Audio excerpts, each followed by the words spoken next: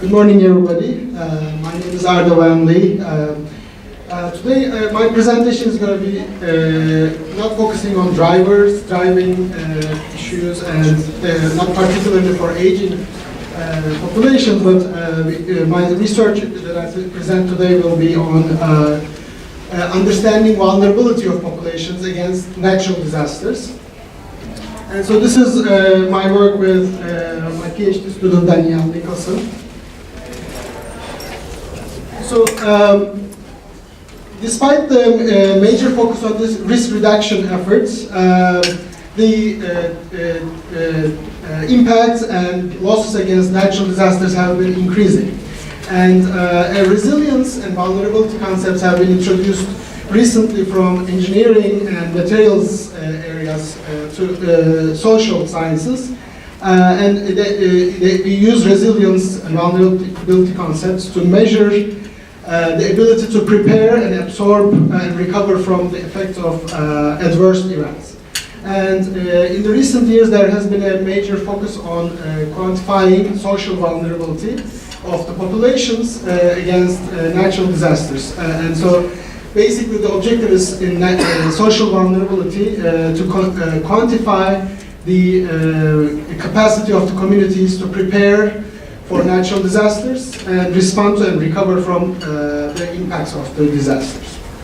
So, in order to understand the vulnerability, an important area of research is to measure and quantify vulnerability. And so, in this area, indicators have been proposed to as a numerical metrics to quantify vulnerability.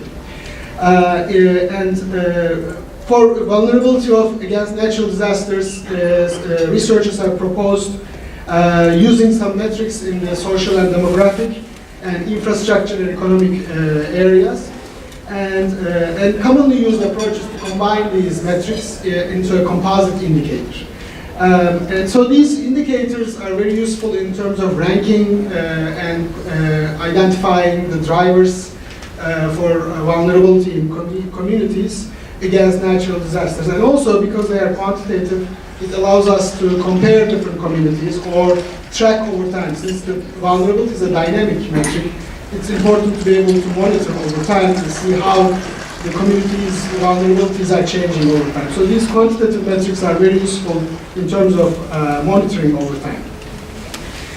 So there has been a recent surge in research in this area, and a recent study, a UN review, found quite a few different ways to quantify vulnerability in terms of composite indicators, and some of them are listed in the slide. And so some of them are called a social vulnerability index, for example, Qatar. It has been very popular. Resilience capacity index, social vulnerability index, community disaster resilience index. So these are all composite indicators, and they all have different approaches to quantify vulnerability of populations. So there's quite a bit of differences in methodologies to construct, and in terms of constructing which indicators to use, and there are also a lot of different stages that go into constructing the composite indicators. So for example, the SOVI, Social Vulnerability Index, by Qatar's research group in South Carolina, they utilize a set of socio-demographic variables based on census data, and but because of the large number of variables, we have to apply some dimension reduction to it, and in order to identify the variables that most accurately model the variation, and combine these factors into a composite index. So when we construct the composite indicators, we have to think about how to determine the indicators, and also the social unit selection. For example, is it going to be a census block level, census tract level, or county level decision? Also, the normalization, scaling is an issue. How to aggregate these sub-indicators. Aggregation can be by additive or multiplicative, or we can do multivariate analysis using Pareto ranking. So all these different decisions result in different results. So the recent research area that has been gaining interest in the composite indicators area is to quantify the uncertainty in these decisions. So there's a lot of decisions going on, and your ranking, the results will vary a lot. So my research focuses on quantifying the uncertainty in the decisions that we make based on composite indicators.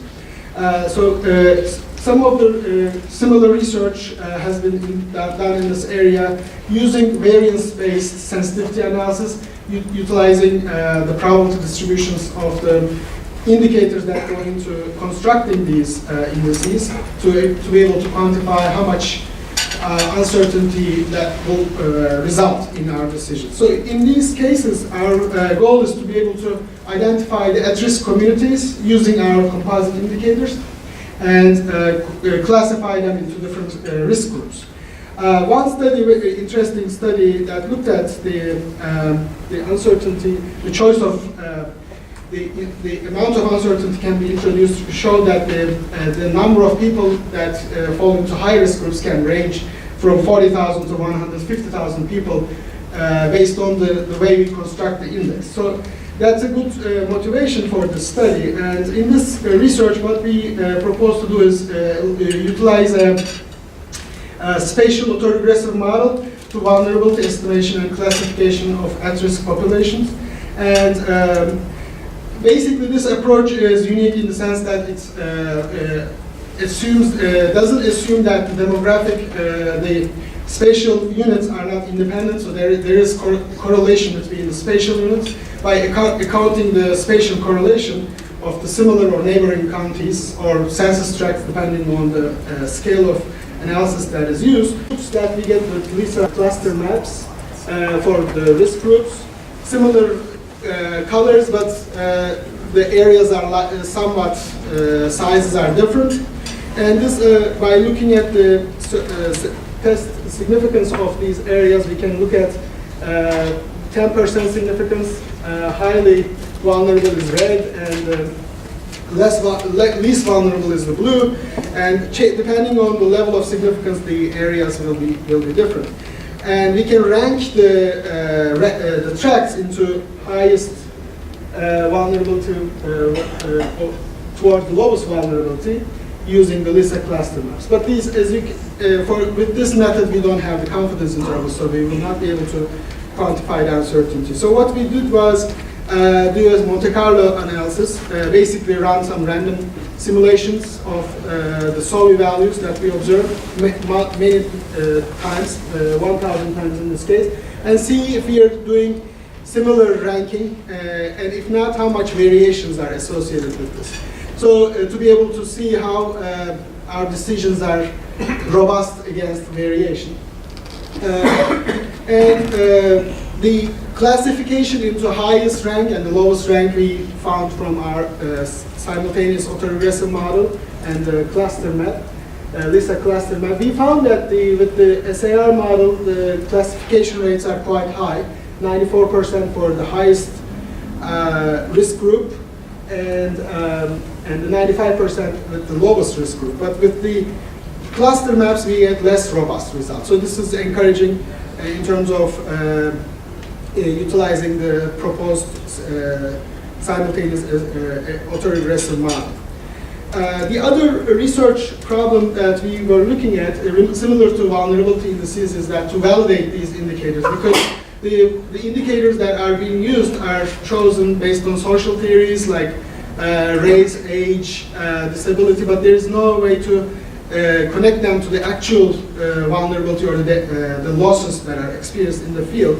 So we came across with this data set that has been published after Hurricane Harvey. And so this is using Twitter data, which has been used. Twitter data is being used in the recent literature in emergency response and natural disasters. This is the rescue requests the users place on their Twitter posts after the hurricane occurred. So people collected these requests, and they put together about 14,000 points together, and they are geocoded, showing the locations of the rescue requests after the hurricane. And it also includes some information about the nature of the request, like number of people involved, if there's any pets involved, are there any disability, elderly, cancer patient information. There's more information included there. But for our purpose, most important is the location of the call, rescue call, and the count of the calls. So this is basically the 14,000 data points on the Harris County, Texas, and these are where the rescue calls are requested, and Twitter has the geolocations of these. So what we are working on doing is to correlate these frequencies of these calls to the vulnerability of the vulnerability indicators that we have from the census data.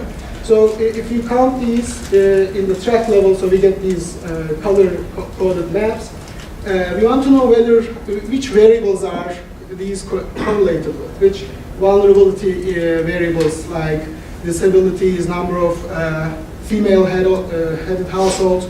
So we are working on developing variable selection methods to correlate these variables to the counts of the rescue requests. So because these are, we hypothesize that the rescue requests are correlated with more vulnerability, higher vulnerability areas. So the social vulnerability indicator literature has been recently focusing on validating these indices. So this we think is a good approach to propose in this area, and Twitter data has been used for that purpose as well. So this is somewhat of a working progress, and as conclusions, for utilizing the spatial methods, we think that we are better able to quantify the uncertainty of the vulnerable at-risk populations, and we think that it's a useful, important information for being able to more effectively plan for emergency responses. Because the predictions always, before the disaster happens, there's always somewhat of an uncertainty in there, so being able to quantify the error margins is very important. And for future work, as I mentioned, the in progress work,